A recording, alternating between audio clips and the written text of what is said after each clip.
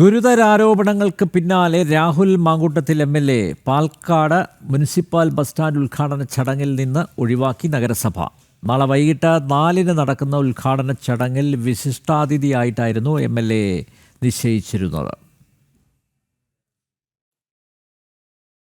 നാളെ വൈകുന്നേരം 4 മണിക്ക് നടക്കുന്ന പാലക്കാട് മുനിസിപ്പൽ ബസ് സ്റ്റാൻഡ് ഉദ്ഘാടന പരിപാടിയിൽ നിന്നാണ് രാഹുൽ മാങ്കൂട്ടത്തിൽ എം.എൽ.എ. ഒഴിവാക്കിയത്.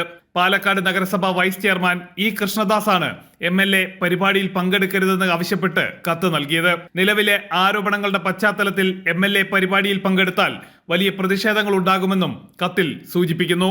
അത്തരത്തിൽ പ്രതിഷേധങ്ങൾ ഉണ്ടായാൽ പരിപാടിയുടെ ശോഭ കെടുമെന്നും നഗരസഭ നൽകിയ കത്തിൽ വ്യക്തമാക്കുന്നു. ഇത്തരം കാര്യങ്ങൾ ചൂണ്ടിക്കാട്ടിക്കൊണ്ടാണ് പരിപാടിയിൽ നിന്ന് എം.എൽ.എ. വിട്ടുനിൽക്കണമെന്ന് ആവശ്യപ്പെട്ടിട്ടുള്ളത്. പാലക്കാട് എം.പി വി കെ ശ്രീകണ്ഠനാണ് മുനിസിപ്പൽ ബസ് സ്റ്റാൻഡിന്റെ ഉദ്ഘാടകൻ. പാലക്കാട് നഗരസഭാ ചെയർപേഴ്സൺ പ്രമീള ശശിധരനാണ് ചടങ്ങിൽ അധ്യക്ഷത വഹിക്കുന്നത്. ജനം, പാലക്കാട്.